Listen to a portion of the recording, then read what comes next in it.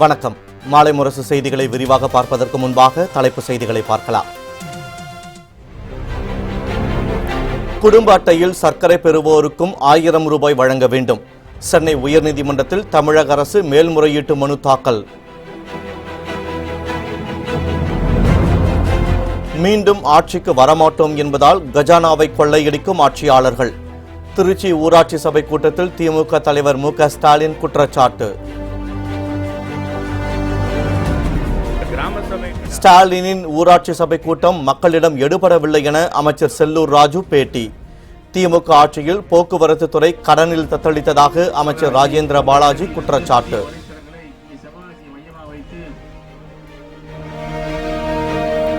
%10 இடஒதுக்கீட்டுக்கு எதிராக உச்சநீதிமன்றத்தில் வழக்கு. சமூக நீதி மற்றும் அரசியல் சாசனத்திற்கு எதிரானது என குற்றச்சாட்டு.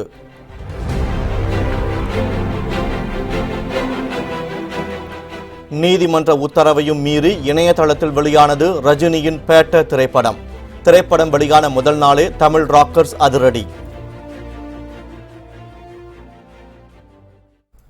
இனி விரிவான செய்திகளை பார்க்கலாம். சர்க்கரை பெறும் அட்டைதாரர்களுக்கு மட்டும் பொங்கல் பரிசு 1000 ரூபாய் வழங்குவதில் விதிவிலக்கு அளிக்குமாறு உயர்நீதிமன்றத்தில் தமிழக அரசு மேல்முறையீடு செய்துள்ளது. பொங்கல் பண்டிகையை முன்னிட்டு 1000 ரூபாய் கூடிய பொங்கல் பரிசு தொகுப்பை அனைத்து ரேஷன் அட்டைதாரர்களுக்கும் வழங்க தமிழக அரசு உத்தரவிட்டது. இதனையடுத்து கடந்த 7ஆம் தேதி முதல் ரேஷன் கடைகளில் பொங்கல் பரிசு வழங்கப்பட்டு வருகிறது. ஆனால் வறுமை கோட்டுக்கு மேல் உள்ளவர்களுக்கு 1000 ரூபாய் பொங்கல் பரிசு வழங்க தடை விதித்து சென்னை உயர்நீதிமன்றம் உத்தரவிட்டது. இந்த நிலையில் பொங்கல் பரிசு 1000 ரூபாய் வழங்க தடை விதிப்பை எதிர்த்து அதிமுகவை சேர்ந்த வழக்கறிஞர் பாலசுப்ரமணியன் உயர்நீதிமன்றத்தில் முறையீடு செய்தார். இதனை ஏற்க மறுத்த நீதிபதிகள் தேவைப்பட்டால் உச்சநீதிமன்றத்தை அணுகவும் அறிவுறுத்தினர். இதனிடையே சர்க்கரை பெறும் அட்டைதாரர்களுக்கும் பொங்கல் பரிசு 1000 ரூபாய் வழங்குவதில் விதிவிலக்கு அளிக்குமாறு சென்னை உயர்நீதிமன்றத்தில் தமிழக அரசு மேல்முறையீடு செய்துள்ளது. கோரிக்கையை மனுவாக தாக்கல் செய்தால் விசாரிப்பதாக உயர்நீதிமன்ற நீதிபதிகள் தெரிவித்துள்ளனர். 1000 ரூபாயுடன் பொங்கல் பரிசு பெறாத குடும்ப அட்டைதாரர்களுக்கு பணம் மற்றும் பொருட்கள் பெற்றுக்கொண்டதாக குறுஞ்செய்தி மூலமாக தகவல் வந்ததால் பொதுமக்கள் அதிர்ச்சி அடைந்தனர். பொங்கல் பண்டிகையை முன்னிட்டு தமிழகத்தில் உள்ள குடும்ப அட்டைதாரர்களுக்கு பொங்கல் பரிசு தொகுப்புடன் 1000 ரூபாய் வழங்க முதலமைச்சர் உத்தரவிட்டிருந்தார். சேலத்தில் உள்ள பல்வேறு நியாய விலைக் கடைகளில் 1000 ரூபாயுடன் பொங்கல் பரிசு பெற்றதாக பெரும்பாலான குடும்ப அட்டைதாரர்களுக்கு செல்போனில் குறுஞ்செய்தி மூலமாக தகவல் அனுப்பப்பட்டுள்ளது. இதனை கண்டு அதிர்ச்சியடைந்த அந்த பகுதி மக்கள் நியாய விலைக் கடைகளை முற்றுகையிட்டு ஆர்ப்பாட்டம் நடத்தினர். இதனிடையே திருப்பூர் மாவட்டம் பல்லடம் அருகே கோடாங்கிபாளையத்தில் பொங்கல் பரிசு வழங்காததை கண்டித்து பெண்கள் பசுக்களை சாலையில் நடுவில் நிறுத்தி மறியலில் ஈடுபட்டனர். அன்றாட தினக்கூலிக்கு செல்வதை தவிர்த்துவிட்டு வந்த தங்களுக்கு பொங்கல் பரிசை வழங்காமல் ஏமாற்றிவிட்டதாக அவர்கள் வேதனையுடன் தெரிவித்தனர். பொருள் ஒதுக்குறது 1000 ரூபாயில ஒரு 200 கார்டு கூட கொடுக்கல. முதல் நாள் கொண்டு வந்து அரசியல் கட்சிக்காரங்க துவங்கி வச்சுட்டு போனதுல ஒரு 100 கார்டு கொடுத்தாங்க. மறுநாள் வந்து கடையை திறந்துட்டு 2 பேருக்கு கொடுத்துட்டு திரும்பி போயிட்டாங்க. சாப்பிட போயிட்டு வரமுட்டு போனவே வரவே இல்ல. நாங்க இலவசத்தை கேட்டோமா, இவங்க கேட்டா 1000 ரூபாய் கொடுன்னு கேட்டோமா. பொதுமக்கள் எல்லாம் வந்து வேலை வெட்டி விட்டுட்டு இன்னைக்கு வந்து 3 நாளா சோறு தண்ணி எல்லாம் காத்துட்டு இருக்கிறாங்க. ஏன் இப்படி சொல்றீங்க? நாங்க இலவசத்தை கேட்டோமா, இப்படி அலைகழிக்கிறீங்க? ஓட்டு கேட்கறதுக்கு எவ்வளவு தன்மையா வர்றீங்க? இலவசம் அரிச்சு போட்டு ஏன் இப்படி பண்றீங்க? பொதுமக்கள் வேலை வெட்டிக்கு இல்லாம குழந்தைகள் எடுத்துக்கிட்டு சாப்பாடு தண்ணி இல்லாம வயசானவங்க எல்லாம் மயங்கி விழுகுறாங்க. ஏன் பணம் இல்லைன்னு சொசைட்டி தலைவர் கேட்டா பணம் வரலங்கிறாரு. பணம் வராது எது கவர்மெண்ட் அறிவிச்சது? பணமே இல்லையாச்சு கஜானாவை நீ ஏன் அறிவிக்கிற? சைதாப்பேட்டையில் உள்ள பல்வேறு நியாய விலைக் கடைகளில் பொங்கல் சிறப்பு தொகுப்பு மற்றும் 1000 ரூபாயை குடும்ப அட்டைதாரர்களுக்கு வழங்கப்பட்டு வருகிறது. காலையிலிருந்து மக்கள் நீண்ட வரிசையில் நின்று இலவச பொருட்களை வாங்கி சென்றனர். மேலும் பயனாளிகளுக்கு பொங்கல் பரிசு பொருட்கள் சனி மற்றும் ஞாயிற்றுக்கிழமைகளிலும் தொய்வின்றி வழங்கப்பட உள்ளதாக அலுவலர்கள் தெரிவித்தனர். எங்களுக்கு எல்லாருக்குமே யூஸ் ஆகுது தானே, ஏன்னா இல்லாதவங்க எல்லாருக்கும் யூஸ் ஆகும். 1000 ரூபாய்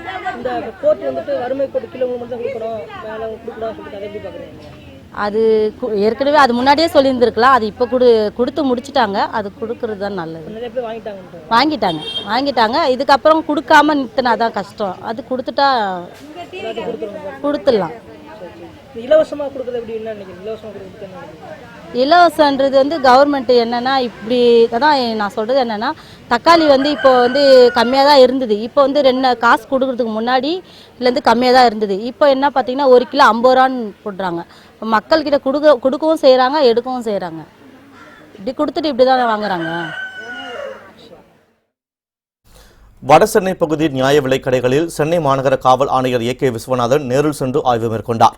பின்னர் செய்தியாளர்களிடம் பேசிய அவர் நியாய விலைக் கடைகளில் அசம்பாவிதங்கள் எதுவும் நிகழாத வண்ணம் பாதுகாப்பு அதிகரிக்கப்பட்டுள்ளதாக கூறினார். மேலும் உயர்நீதிமன்ற தீர்ப்பு குறித்து யாரும் கருத்து சொல்ல முடியாது எனவும் அவர் கூறினார். ஏதாவது பிரச்சனை இருக்கா அப்படின்னு பார்க்க வந்தோம். எந்த இடத்துலையும் எல்லா இடத்துலையும் காவல்துறை நல்லா பாதுகாப்பு கொடுத்து உள்ளேயும் சொன்னாங்க. எந்த பாதுகாப்பு இருந்ததுனால எந்த பிரச்சனையும் இல்லாமல் தள்ளுமுள்ள நெரிசல் இல்லாமல் நல்லபடியாக கொடுத்துட்ருக்காங்கிற விவரத்தை சொன்னாங்க. சென்னையில் எல்லா இடத்துலையும் நல்லா ஸ்மூத்தாகவே போயிட்டுருக்கு, எந்த பிரச்சனையும் இல்லை. கோவையில் உள்ள நியாய விலைக் கடைகளில் பொங்கல் பரிசு தொகுப்பினை பெற பொதுமக்கள் காலையிலிருந்தே குவிந்தனர். பணம் மற்றும் இலவச பொருட்கள் வந்தவுடன் குடும்ப அட்டைதாரர்களுக்கு வழங்கப்படும் என ஊழியர்கள் தெரிவித்தனர். காலதாமதமானதை அடுத்து பொறுமை இழந்த மக்கள் ஊழியர்களிடம் வாக்குவாதத்தில் ஈடுபட்டதுடன் சாலை மறியல் போராட்டத்திலும் ஈடுபட்டனர். அடுத்த முறை ஆட்சிக்கு வரமாட்டோம் என்று தெரிந்து தமிழகத்தை அதிமுக அரசு கொள்ளையடித்து வருவதாக திமுக தலைவர் மு.க.ஸ்டாலின் குற்றம் சாட்டியுள்ளார். திருச்சி மாவட்டம் மணப்பாறை அடுத்த சீகம்பட்டியில் திமுக சார்பில் ஊராட்சி சபை கூட்டம் நடைபெற்றது. இதில் கலந்து கொண்டு பேசிய மு.க.ஸ்டாலின், கிராமங்களை அதிகம் விரும்பிய காந்தியடிகளைப் போன்று தாங்களும் ஊராட்சி கிராமங்களை தேடி மக்களை சந்தித்து வருகிறோம் என்றார். தமிழகத்தில் எந்த கட்சியும் இதுபோன்று மக்களை சந்தித்து குறைகளை கேட்பதில்லை என அவர் குற்றம் சாட்டினார். உள்ளாட்சி அமைப்புக்கு தேர்தல் வர வேண்டும் என்றால் திமுக ஆட்சிக்கு வர வேண்டும் என்றும் ஸ்டாலின் குறிப்பிட்டார்.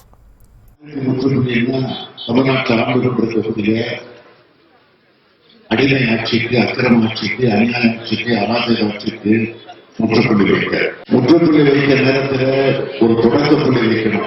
தொடக்க புள்ளியாக திமுக ஆட்சியை தமிழ்நாட்டில் உருவாக்கி கொள்வதற்கு திராவிட முன்னேற்ற கழகத்தின் சார்பில் வர இருக்கக்கூடிய தேர்தல், அது சட்டமன்ற தேர்தலா, நாடாளுமன்ற தேர்தலா, உள்ளாட்சி அமைப்பு தேர்தலா ஆகிய இதையெல்லாம் நீங்க எண்ணி பார்க்கணும். அந்த உள்ளாட்சி அமைப்புடைய தேர்தல் நடத்தணும்னா திமுக ஆட்சிக்கு வந்தாலும் அது நடைபெறும். திருவாரூரில் நடைபெற்ற ஊராட்சி சபை கூட்டத்தில் திமுக தலைவர் ஸ்டாலின் அரை மணி நேரமாக அழைத்தும் ஒருவர் கூட பேச முன்வரவில்லை என்பதால் அவரது ஊராட்சி சபை கூட்டம் மக்களால் ஏற்றுக்கொள்ளப்படவில்லை என அமைச்சர் செல்லூர் ராஜு விமர்சித்தார். மதுரை பெரியார் பேருந்து நிலையத்தில் புதிய வழித்தட பேருந்துகளை தொடங்கி வைத்த அவர் செய்தியாளர்களிடம் பேசிய போது இதனை தெரிவித்தார். கிராம சபை திராவிட முன்னேற்ற கழகத்துடைய தலைவர், எதிர்க்கட்சி தலைவர் மு.க. ஸ்டாலினுடைய அறிவிப்பின்படி நடந்த திராவிட முன்னேற்ற கழக கிராம சபை கூட்டம் என்பது முழுக்க முழுக்க தோல்வியடைந்திருக்கிறது. அவங்க கட்சிக்காரங்களை தான் அந்த கூட்டத்தில் கிராம சபையில் கலந்து கொண்டாங்க, பொதுமக்கள் யாரும் கலந்து கொள்ளவில்லை. நடந்த மாண்புமிகு எதிர்க்கட்சி தலைவர் கலந்து கொண்ட அந்த கிராம சபை கூட்டத்தில் முழுக்க அவரும் அரை மணி நேரம் 3/4 மணி நேரமாக கூவி அழைத்தார். ஒருவர் கூட பொதுமக்கள் பேசவில்லை. எனவே அதில் முழுக்க யாரும் கலந்து கொள்ளேன்னா இதிலிருந்தே தெரிகிறது திராவிட முன்னேற்ற கழகம் கிராம சபை கூட்டம் என்பது இன்றைக்கு மக்களால் ஏற்றுக்கொள்ளப்படவில்லை. திமுக ஆட்சியில் போக்குவரத்து கழகம் கடனில் தத்தளித்த நிலையை மாற்றி புதிய பேருந்துகள், புதிய வழித்தடங்கள் என போக்குவரத்து கழகத்தின் நிலையை மாற்றியவர் முதலமைச்சர் எடப்பாடி பழனிசாமி என பால்வளத்துறை அமைச்சர் ராஜேந்திர பாலாஜி பெருமிதம் தெரிவித்தார். விருதுநகர் மாவட்டம் சிவகாசியில் புதிய பேருந்துகளின் இயக்கத்தை அவர் தொடங்கி வைத்தார். பின்னர் செய்தியாளர்களிடம் பேசிய பால்வளத்துறை அமைச்சர் ராஜேந்திர பாலாஜி, மக்கள் விரும்புகிற ஆட்சியை, மக்கள் மதிக்கின்ற ஆட்சியை நடத்தி வருபவர் முதலமைச்சர் எடப்பாடி பழனிசாமி என்றும் புகழாரம் சூட்டினார்.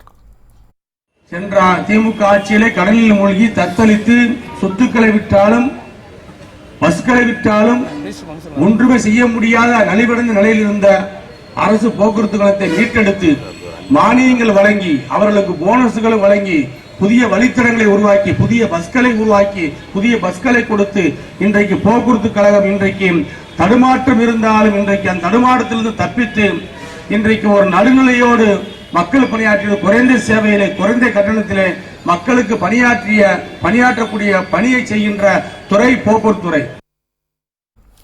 ஜல்லிக்கட்டு போட்டிகளை சுமூகமாக நடத்துவதற்கு நீதிமன்றமே குழு அமைக்கும் என்று சென்னை உயர்நீதிமன்ற மதுரை கிளை உத்தரவிட்டுள்ளது. ஆண்டுதோறும் பொங்கல் பண்டிகையை முன்னிட்டு ஜல்லிக்கட்டு போட்டிகள் நடைபெற்று வருவது வழக்கம். அதன்படி வருகிற ஜனவரி 15ஆம் தேதி மதுரை மாவட்டம் அவனியாபுரத்திலும், 16ஆம் தேதி பாலமேட்டிலும், 17ஆம் தேதி உலக புகழ்பெற்ற அலங்காநல்லூரிலும் ஜல்லிக்கட்டு போட்டிகள் நடத்தப்படும் என அரசு சார்பில் அறிவிக்கப்பட்டுள்ளது. மாவட்ட வாரியாக ஜல்லிக்கட்டு போட்டிக்கான அறிவிப்பாணையும் வெளியிடப்பட உள்ளது. இந்த நிலையில் அவனியாபுரத்தில் நடைபெறும் ஜல்லிக்கட்டு போட்டியில் தங்களையும் இணைக்க வேண்டும் என்று பல்வேறு குழுக்கள் உயர்நீதிமன்ற மதுரை கிளையில் மனு தாக்கல் செய்துள்ளன. இந்த வழக்கு இன்று விசாரணைக்கு வந்தது.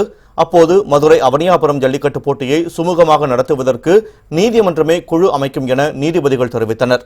போதிய கருத்து ஒற்றுமை இல்லை என்றால் இந்த ஆண்டு அவனியாபுரம் ஜல்லிக்கட்டு போட்டிக்கு தடை விதிக்க நேரிடும் என்றும் நீதிபதிகள் கடும் எச்சரிக்கை விடுத்தனர். இந்த வழக்கில் மதுரை காவல் ஆணையர், புறநகர் காவல் கண்காணிப்பாளர், மாவட்ட ஆட்சியர் ஆகியோர் நேரில் ஆஜராகவும் நீதிபதிகள் உத்தரவிட்டனர்.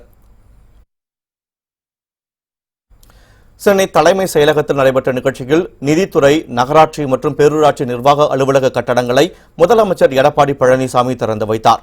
நிதித்துறை சார்பில் அரசு அலுவலகங்களில் ஒருங்கிணைந்த நிதி மற்றும் மனிதவள மேலாண்மை மென்பொருள் பயன்பாட்டு திட்டத்தினை தலைமை செயலகத்தில் முதலமைச்சர் எடப்பாடி பழனிசாமி காணொலி காட்சி மூலம் தொடக்கி வைத்தார்.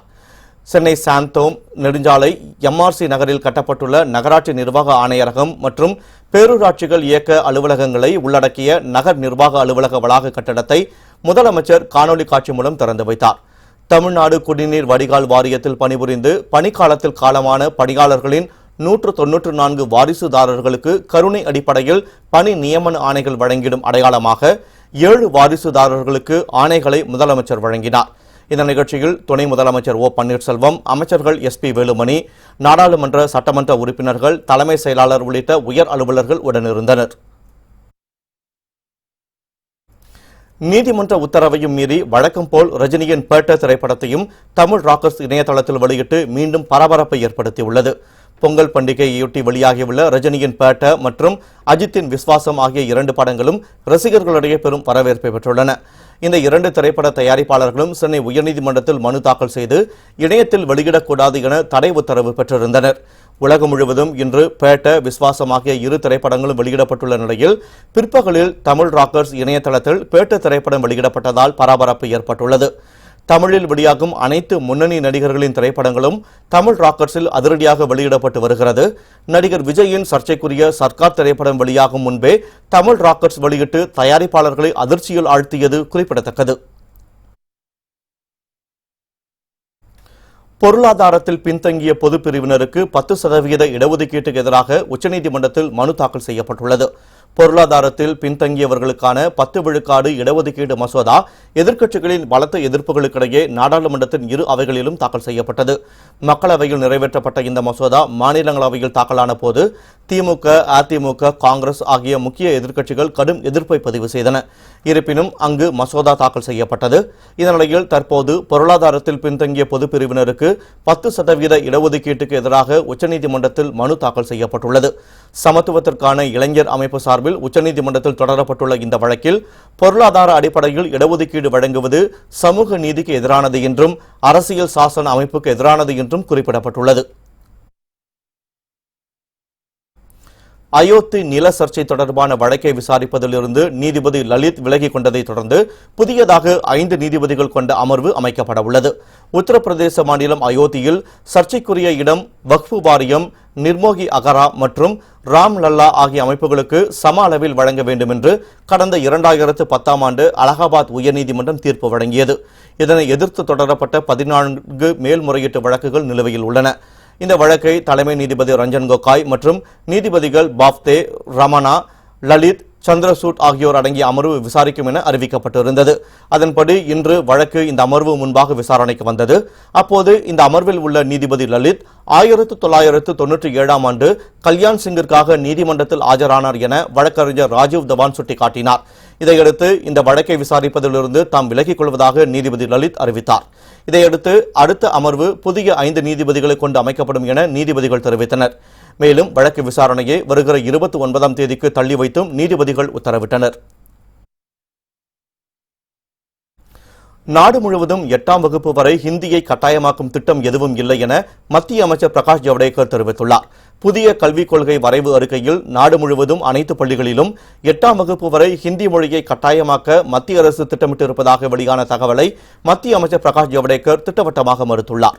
நாடு முழுவதும் பள்ளிகளில் இந்தியா முழுவதற்கும் ஒரே மாதிரியான மற்றும் அறிவியல் சார்ந்த கல்விக் கொள்கையை கொண்டுவர மத்திய அரசு முடிவு செய்திருந்தது. இதன் காரணமாக புதிய கல்விக் கொள்கைக்கான வரைவு அறிக்கையை தயாரிக்க கஸ்தூரி ரங்கன் தலைமையிலான 9 பேர் கொண்ட குழு அமைக்கப்பட்டது. இந்த குழு மத்திய அரசுக்கு சில முக்கிய பரிந்துரைகளை அளித்துள்ளதாக தகவல் வெளியானது. இந்த பரிந்துரைகளின்படி நாடு முழுவதும் அனைத்து பள்ளிகளிலும் 8ஆம் வகுப்பு வரை ஹிந்தி மொழியை கட்டாயமாக்க வேண்டும், நாடு முழுவதும் ஒரே மாதிரியான அறிவியல் மற்றும் கணித பாடங்கள் அமைக்கப்பட வேண்டும் என கூறப்பட்டதாக தகவல் வெளியானது. இது தொடர்பாக மத்திய மனிதவள மேம்பாட்டுத்துறை அமைச்சர் பிரகாஷ் ஜவடேகர் ட்விட்டரில் கருத்து தெரிவித்துள்ளார். அதில் கஸ்தூரி ரங்கன் கமிட்டி பரிந்துரைத்துள்ள புதிய கல்விக் கொள்கையில் எந்த மொழியையும் கட்டாயமாக்க வேண்டுமென குறிப்பிடப்படவில்லை என்றும் இது முற்றிலும் தவறான தகவல் என்றும் தெரிவித்துள்ளார். ஒருமுறை பயன்படுத்திவிட்டு தூக்கி எறியும் பிளாஸ்டிக் மீதான தடையை நீக்க சென்னை உயர்நீதிமன்றம் மீண்டும் மறுத்துவிட்டது. பிளாஸ்டிக் பொருட்களுக்கு கடந்த 1ஆம் தேதி முதல் தமிழக அரசு தடை விதித்தது.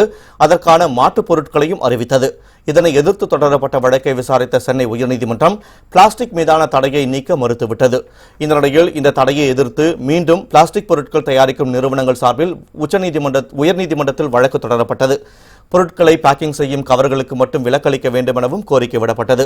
வழக்கை விசாரித்த நீதிபதிகள் பிளாஸ்டிக் மீதான தடையை நீக்க மறுத்ததுடன் இந்த தடையை தமிழக அரசு முறையாக பயன்படுத்த வேண்டும் என்றும் உத்தரவிட்டனர். மேலும் தேவையில்லாமல் வணிகர்களை துன்புறுத்தக்கூடாது என்றும் தடை செய்யாத பிளாஸ்டிக் பொருட்களை பறிமுதல் செய்யக்கூடாது எனவும் அவர்கள் உத்தரவு பிறப்பித்தனர். செய்திகள் தொடர்கின்றன. வீடு வீடாக சென்று மத்திய அரசின் திட்டங்களை எடுத்துரைத்து மக்களிடம் வாக்கு சேகரிக்க வேண்டுமென பிரதமர் நரேந்திர மோடி கேட்டுக் கொண்டுள்ளார். கிருஷ்ணகிரி மாவட்டம் ஹோசூரில் தமிழக பாஜக தொண்டர்களுடன் நாடாளுமன்ற தேர்தல் குறித்து பிரதமர் நரேந்திர மோடி காணொலி காட்சி மூலம் உரையாடினார். அப்போது பேசிய அவர், இந்திய நாட்டின் வளர்ச்சிக்கு பாஜக தொண்டர்கள் உறுதுணையாக இருக்க வேண்டும் என்றும் எதிர்வரும் நாடாளுமன்ற தேர்தலில் வெற்றி பெற ஒவ்வொருவரும் இணைந்து பணியாற்ற வேண்டும் எனவும் கேட்டுக் கொண்டார். வீடு வீடாக சென்று மத்திய அரசின் திட்டங்களை எடுத்துரைத்து மக்களிடம் வாக்கு சேகரிக்க வேண்டும் என கூறிய பிரதமர் நரேந்திர மோடி, தற்போது ஊழல்கள் ஒழிக்கப்பட்டு அனைத்து நலத்திட்டங்களும் மக்களை நேரடியாக சென்றடைகிறது என்றார்.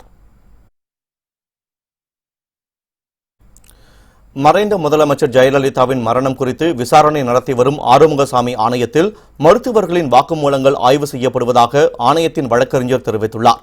ஆறுமுகசாமி ஆணையத்தில் ஆஜரான அப்போலோ மருத்துவர்கள் ஆணையத்தில் பதிவு செய்யப்படும் மருத்துவ சொற்கள் தவறாக பதிவு செய்யப்படுவதாகவும் ஆணையம் சார்பில் மருத்துவ குழு ஒன்றை அமைக்க வேண்டும் என்றும் தெரிவித்திருந்தனர்.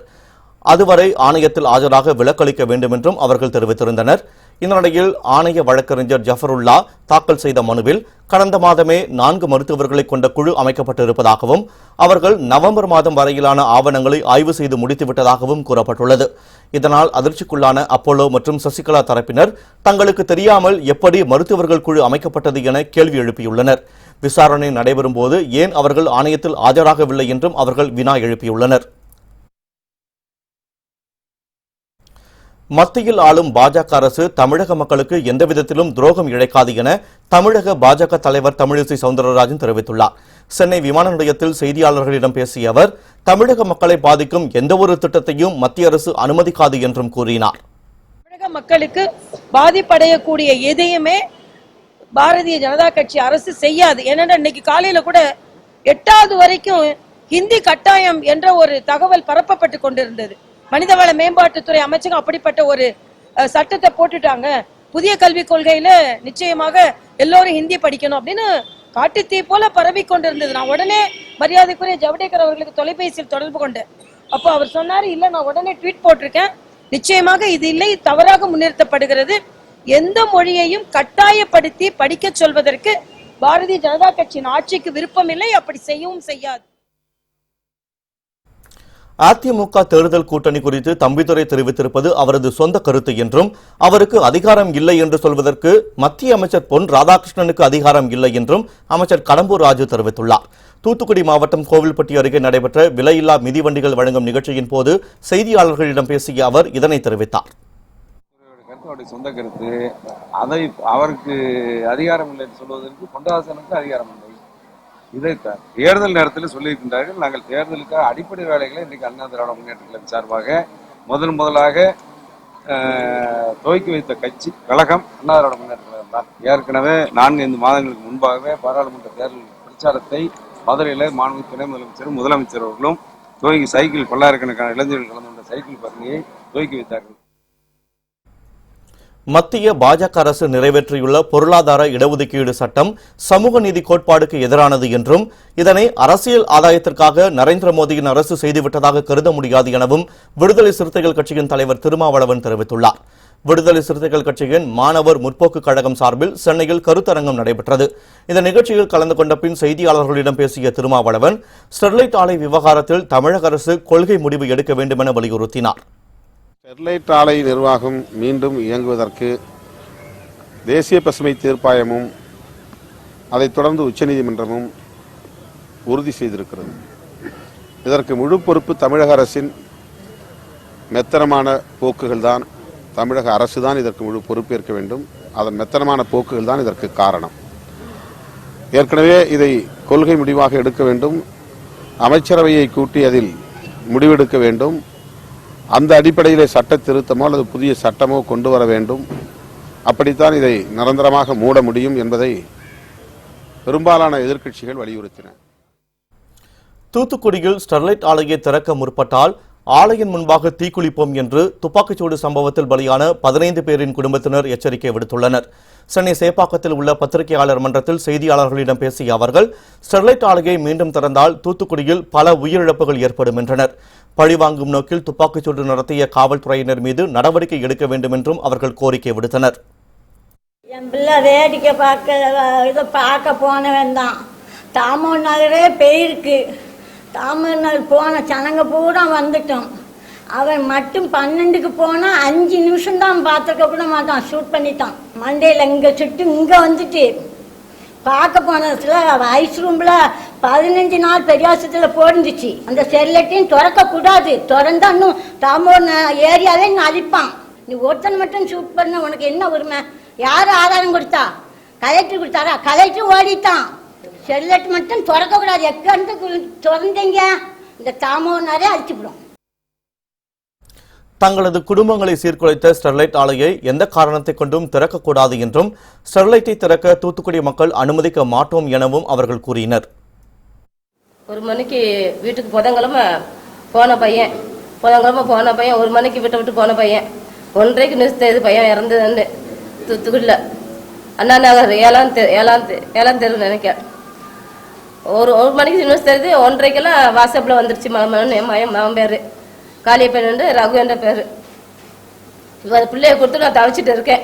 நீங்கள் எக்காரத்து கொண்டு செல்லேட்டை மூட வேணும். எங்களுக்கு எக்காரத்தோடு செல்லேட்டு திறக்கவே கூடாது. என் பிள்ளைய நான் தவிச்ச மாதிரி இருக்கவங்க மற்ற யார் பண்ணாங்க அவங்களுக்கு நீங்கள் நடவடிக்கை எடுத்து ஆகணும். எங்களுக்கு பொது வாக்கெடுப்பு நடத்தி ஸ்டெர்லைட் ஆலையை திறப்பது குறித்து முடிவெடுக்க வேண்டுகோள் விடுத்துள்ள அவர்கள், துப்பாக்கிச்சூடு சம்பவத்தில் பலியான 15 நபர்களுக்கு நினைவு சின்னம் அமைக்க வேண்டும் என கோரிக்கை விடுத்துள்ளனர். 22ஆம் தேதி துப்பாக்கிச்சூடு நடந்திருக்கு. 23ஆம் தேதி அதாவது என்ன சொல்றாங்கன்னா, போலீஸ் உங்களை போஸ்ட்மார்ட்டம் பண்ணி பாடியை வந்து அவங்களே எரிச்சிருவாங்களாம். நீங்க என்ன பண்ண முடியும்னு சொல்லி எங்களுக்கு என்ன நாங்க யாரும் ஹாஸ்பிட்டல் போகல. என்னன்னு கேட்டீங்கன்னா ஹாஸ்பிட்டலுக்கு போனா சுட்டு தள்ளிடுவேன்றாங்க. ஸோ நாங்க போகாம இருந்தோம். 23ஆம் தேதி பொதுநல வழக்கு போடுறாங்க. 30ஆம் தேதி வரைக்கும் இந்த பாடியை போஸ்ட்மார்ட்டம் பண்ணக்கூடாதுன்ட்டு. அதுக்குள்ள இவங்க டார்ச்சர் பண்ணி ஒரு 2 பேரை பண்ணிட்டாங்க. எத்தனை 23ஆம் தேதி 24ஆம் தேதி இன்னும் 4 பேரை உங்க பாடியை உங்க பசங்க பாடியை கொண்டு குப்பையில போட்டுருவோம், அனாதை படமா போட்டுருவோம், மதுரையை கொண்டு போட்டுருவோம். தெரியாது அவங்களுக்கு. நம்ம படத்தை வச்சு நம்ம அரசியல் பண்ண முடியாது. அது நமக்கு தொழிலும் கிடையாது. திருப்பூர் மாவட்டம் காங்கேயம் அருகே இந்து முன்னணியினர் மீது தாக்குதல் நடத்திய பொதுமக்கள் அவர்களை விரட்டி அடித்த சம்பவம் பெரும் பதற்றத்தையும் பரபரப்பையும் ஏற்படுத்தியுள்ளது. காங்கேயம் அருகே உள்ள ஊதியூர் உத்தண்ட வேலாயுத சுவாமி கோவில் நிலத்தில் சுமார் 100 கோடி ரூபாய் மதிப்பீட்டில் பால் பண்ணை அமைக்கப்பட்டுள்ளது. இந்த பால் பண்ணைக்கு ஆரம்பம் முதலே இந்து முன்னணியினர் எதிர்ப்பு தெரிவித்து வந்தனர். இந்த நிலையில் அங்கு பணிகளை நிறுத்தி ஆலை நிர்வாகம் வெளியேற வேண்டும் என்று இந்து முன்னணியினர் போராட்டத்தில் இறங்கினர். அவர்களுக்கு எதிர்ப்பு தெரிவித்து பொதுமக்களும் சாலையில் திரண்டனர். இந்த நிலையில் வேலாயுத சுவாமி கோவிலில் வழிபாடு நடத்திவிட்டு வெளியே வந்த இந்து முன்னணியினருக்கும் பொதுமக்களுக்கும் இடையே வாக்குவாதம் ஏற்பட்டு மோதலாக மாறியது. இதில் இரு தரப்பினரும் ஒருவரை ஒருவர் தாக்கிக் கொண்டனர்.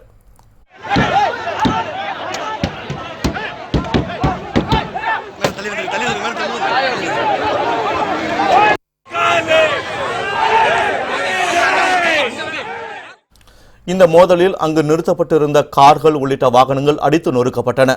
இதையடுத்து அங்கு விரைந்த காவல்துறையினர் கலவரக்காரர்களை விரட்டி அடித்தனர். இதனால் அந்த பகுதி முழுவதும் போர்க்களம் போல காட்சியளித்தது. இதையடுத்து அங்கு கூடுதல் காவல்துறையினர் குவிக்கப்பட்டுள்ளனர்.